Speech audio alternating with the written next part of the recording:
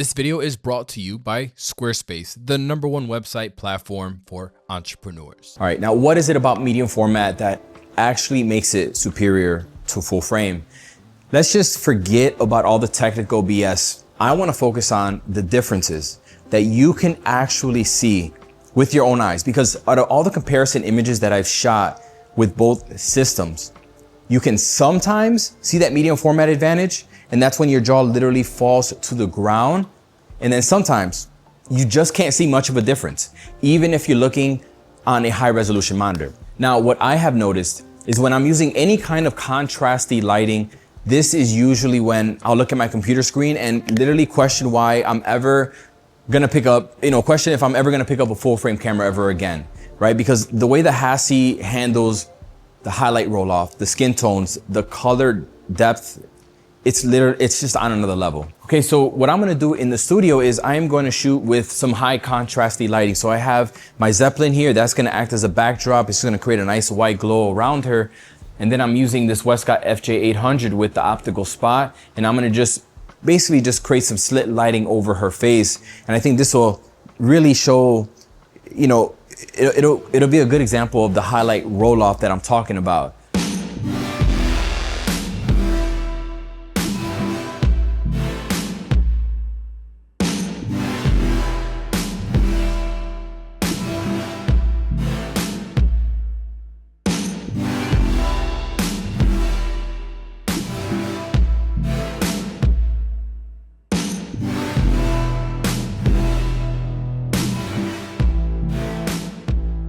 Two years with medium format. Do I think that it has been worth it to shoot medium format and accept some of the quirks that come with shooting a larger sensor? Has it been worth it over shooting full frame? Now look, if you're an image quality snob like me, you have been, we have been freaking spoiled for the longest time. I mean, I made a comparison between the A7R1 and the A7R5. About a decade of sensor technology improvements, and yes, there is an improvement, but we plateaued around the A7R3. And only speaking on the Sony timeline here, A7R3 was a big jump. A7R4 is when the same sensor that's in the A7R5, and we have reached peak image quality at this point for full frame. Now, for those that want to get that next level of quality, well, it seems like medium format is the natural. It's a natural progression. The first time that I picked up a medium format camera, it was the Fuji GFX 100S, and I shot it against the A7R5 for a video, right? Because I wanted to see what all the fuss is about. I've had a little bit of FOMO. I want to see what's going on here. Am I missing out on something? And right away, I wasn't fully sold on it. Look, the Fuji GFX 100 with I forgot what lens it was. I loved the combination. The rendering and the quality, great. I had no issues, but I think I was just too focused on the wrong things. I was too focused on how much bigger it was than my full frame setup.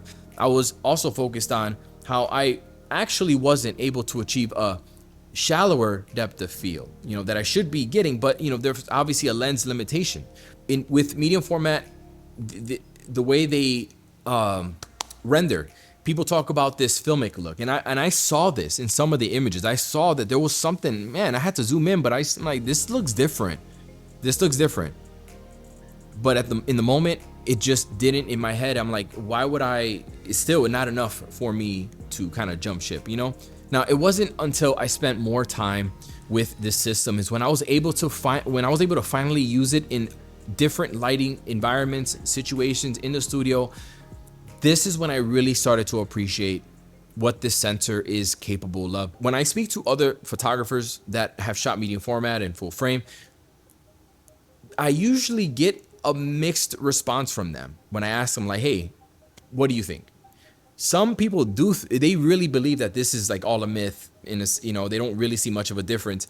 And then some also do see a difference, but they don't know how to exactly explain what they're looking at. They just know that this is better than this, So that's why I'm doing this, is so I could try to explain that thing that makes medium format sensors and cameras like the Hasselblad X2D, like the Fuji GFX, so special, right? Now, for my sensor snobs out there, I know you're out there. This 100 megapixel sensor that's in the Fuji and the Hassi, this is not real true medium format, right? True medium format sensors, like in the Phase 1, they're 54 by 40 millimeters. This one is 44 by 33. So technically this Hasselblad has a cropped medium format sensor, right? That's what that's what it is. But for the sake of this video, I'm gonna just call it medium format. Now look, out of all the comparison images that I've shot with both cameras, I think for me, more than anything else, more than dynamic range, more than resolution, more than depth of field, all the things that I expected to gain benefit, the magic with medium format is all in the colors and the tonal transitions. This was the first photo that I took of Julie. On the left, we have the Canon R5 Mark II with the 85 1.2. And on the right, we have the Hasselblad with the 90V. And this is where I hope, please watch this in 4K. I hope that this example that I'm showing you, what I'm looking at here, kind of transcends the YouTube compression, because what I'm looking at here is just night and day. I mean, the tones on the Hasselblad, I mean, the richness of the skin, it looks alive. It looks like I'm here, she's right here. I'm looking at her. There's so much dimension, right? The micro contrast, which is mostly based on the lens, but I have a ton of it here. I mean, the transitions in the tones, look at the pinks, the transition into the cheeks, the pinks. Look at above the eye. Look at the color. Oh my God. And then look at on the Canon. Now, to be fair, the Canon looks a little bit more yellow, more of a yellow tint, but that's mostly because I was shooting in auto white balance. If I were to remember to use a gray card, the white balances would be a little bit more, like, in terms of, more accurate. But that's kind of something specific to the Hasselblad. The Hassi has some of the best color science that I've ever used. Actually, it does have the best. It's the most natural color science. And but that's neither here or there. There is more resolution, more detail as you zoom in than the Canon, but that's to be expected. But the Canon still holds its own in terms of sharpness. It's just that the Hasselblad photo looks like, it just looks creamy. It looks smooth, and it's different. Now you might get a laugh here, comparing it to the Sony, bringing the Sony in here. The Sony does what Sony does, got more of the orange skin tone. Again, using auto white balance on the A1, this is what usually happens. That's why I made studio presets specifically to correct for like the orange in the skin that I would usually get on Sony and stuff like that. The funny thing here is that even though I much prefer the Hasselblad photo over the Sony photo is actually my favorite one out of the bunch. Not because it's sharper, better color, none of those things. It's because I like her expression the best, and I like how the light falls on her face. And so this just goes to show you that you can have the best equipment in the world, but what matters most is the lighting, the posing, the expression, all the things coming together. So the Hasselblad photo is not even going to get any use because the Sony photos I liked more. So that's just one of those things, right? Gear can only take you so far. I'm not going to go down that rabbit hole right now. Here's another example of a photo shoot that I did a couple months back. A great example of that medium format advantage. This was shot of Samantha, same gear, Canon R5 Mark II with the 85 1.2. The Hassi had the 90V on there. Now, I know the lighting looks different, right? It falls on her face differently, but if I zoom in on these pictures here, I mean, come on now. Come on now. Look at that. Look at the color of the skin, and look at the light fall off. Look at the pinks. Look at the smooth highlight roll off here. Man, the skin tones, the colors.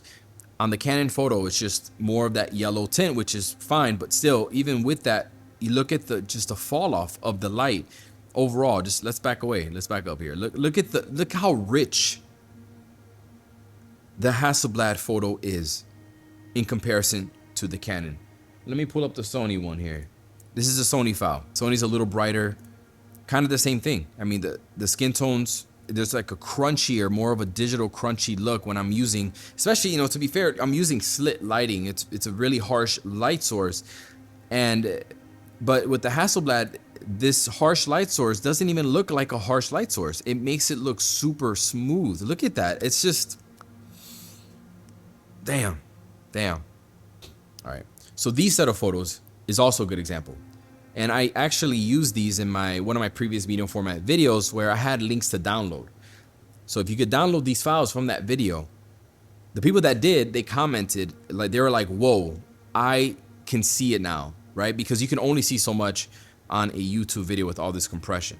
So I recommend that you download it. Now here, Sony a7R5 with the 2470 2.8 GM. And plenty sharp. It's not even about sharpness here. Look at the tonal transitions here. You know, when people talk about 3D pop and micro contrast and all these terms, this is a great example of the difference between a photo that's sharp but it looks flat. The one on the right, not only is it sharp, but there's life to it. Look at the subtleties in the skin. Look at the subtleties in terms of the tones, the texture, the way it renders the tones and the skin. Look at the pinks here. Look at how rich in color it looks versus the Sony. And again, I'm using the same exact settings on both lenses. And to prove my point even further, here is I actually shot the same photo with the GFX 102, same sensor as the one in the Hasselblad, and you know the colors are a little different than on the Hassi,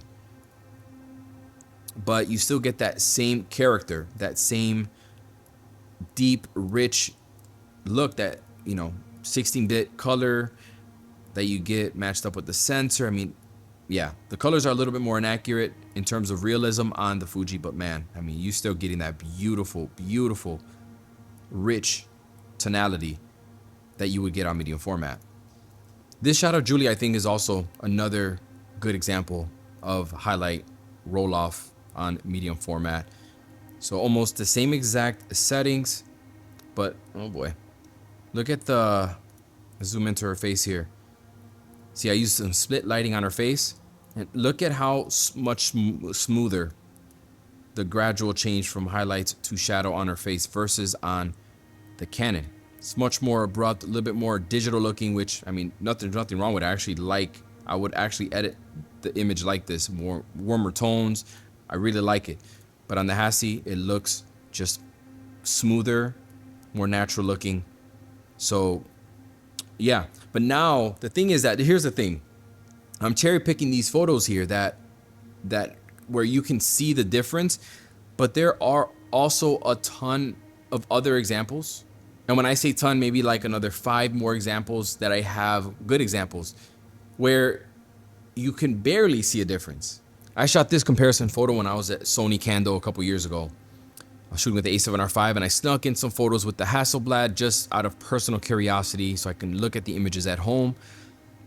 And on the Hassi, I slightly misfocus here, so we're not even going to talk about resolution or sharpness or really zoom in, but just the color palette. Look at how on the Hasselblad, it looks a little bit more smooth. That's really the only thing that I see.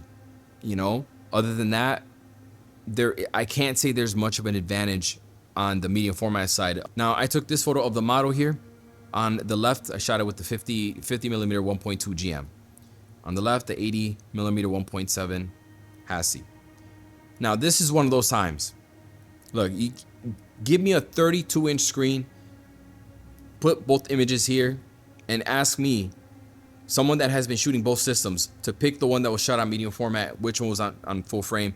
And if you zoom into the photo like I am right now, I would not be able to tell you the difference. And that's the funny part about all this, is that sometimes you just can't see the difference, right? There's just too many variables that come into play. And when there's a specific kind of lighting, and when you have a high resolution sensor like the a7R5, you're just not going to see much of a difference. Now, if I back out, I might be able to see the difference because, on the medium format, the image overall, the field of view changes when you're shooting on medium format. So I might be able to tell by the compression of the image and how in its appearance. But that's neither here or there. Zoom in, I would not be able to tell any difference here. Now, this photo here was shot by the pool. Sony had this whole set thing there was a really big scrim, so we had some really nice soft lighting here. And that's why I'm starting to believe that when you have really nice even lighting, the images, it's really hard to tell the difference between an A7R5 with a really good lens and a Hasselblad 100 megapixel medium format, or even any other. Because I once did a test like this. I compared the Hasselblad X2D and the A7 IV in a parking lot. I did a comparison photo, and I could not see the difference between both images. Just like this, it looked identical, it's just so interesting to me how that works. But here, again, can't say there's an advantage.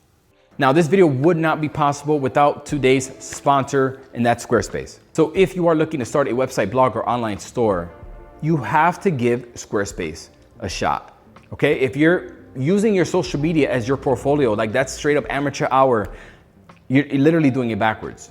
And the quality of your work is degraded. With Squarespace, you can get your own custom domain and create a professional looking website fast and easy. You don't need any coding or graphic design skills, which I absolutely don't have. They have 24/7 customer support. If you got a side hustle, you can start an online store like I did and make passive income while you sleep.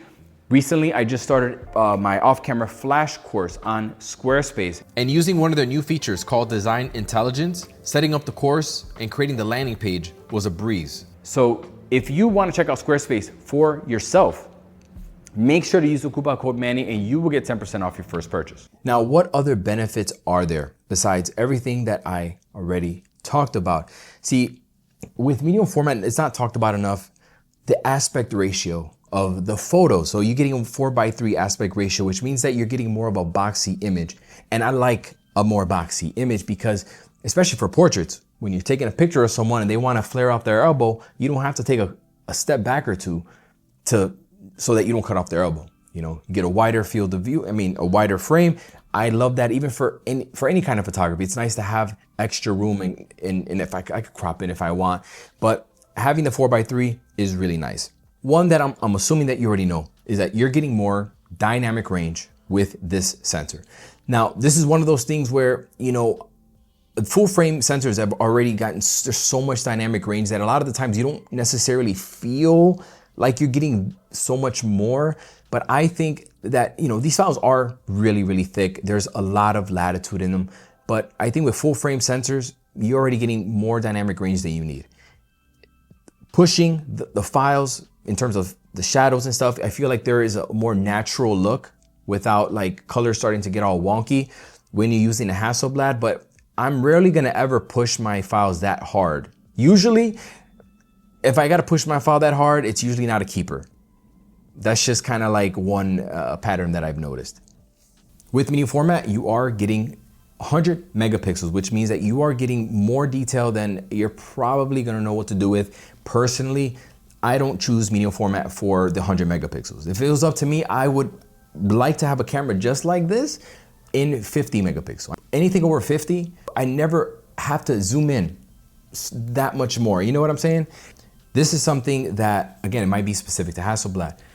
The lenses for medium format, like the prime lenses that the XCD lenses on medium format, these prime lenses, and hear me out, they give you like the best of both worlds because they're optimized for this large sensor.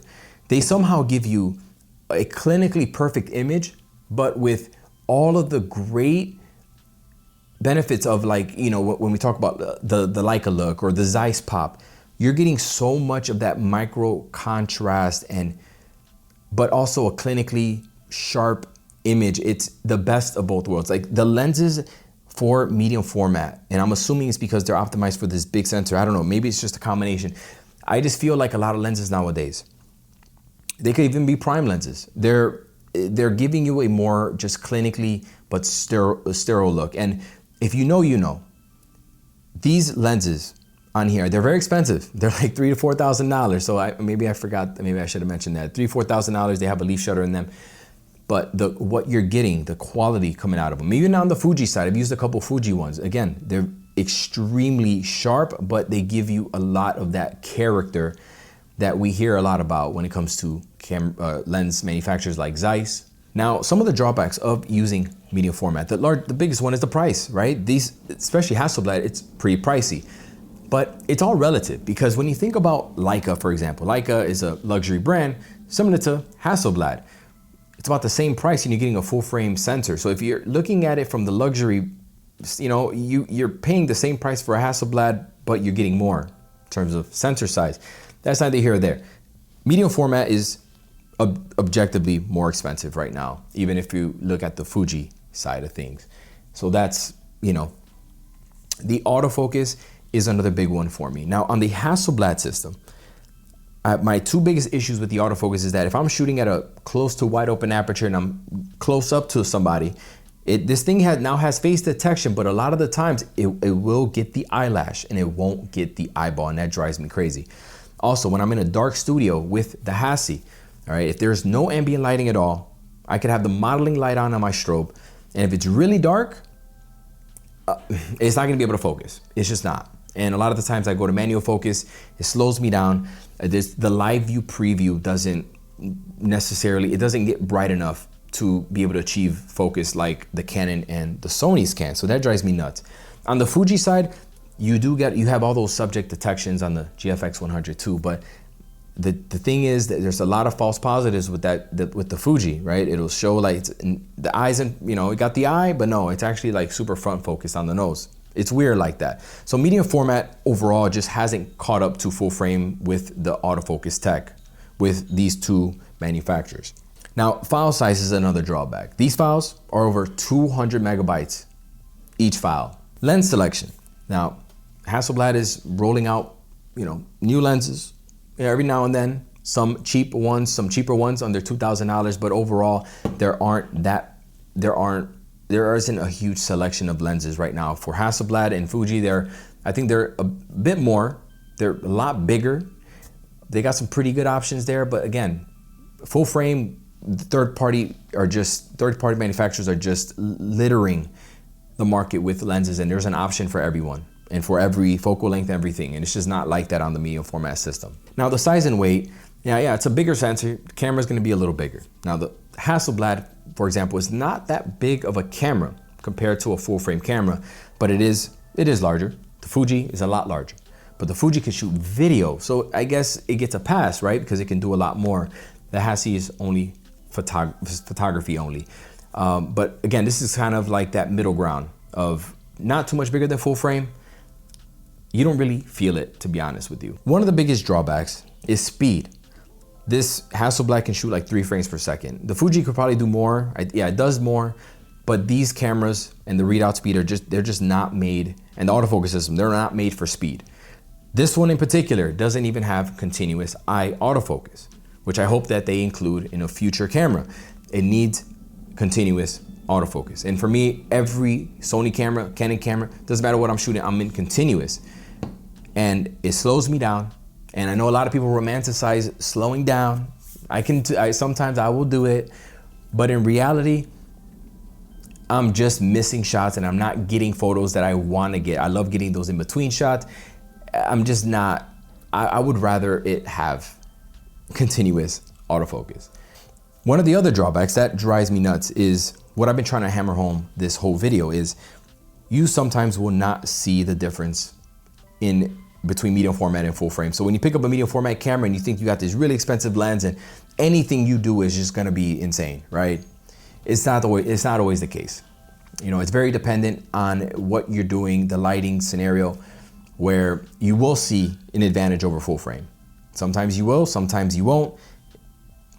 That's just what it is.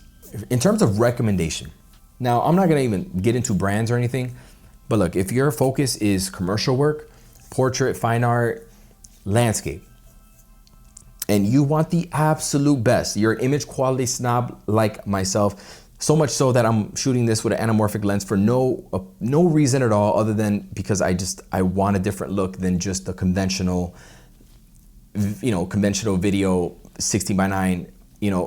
I do the most because I just want something extra.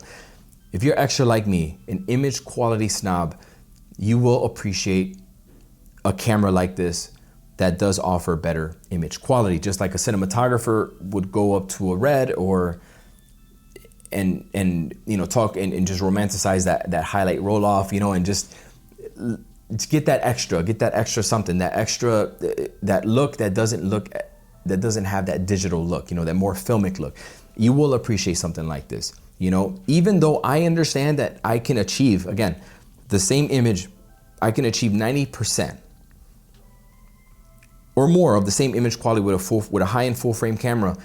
There's still something that draws me to the medium format look.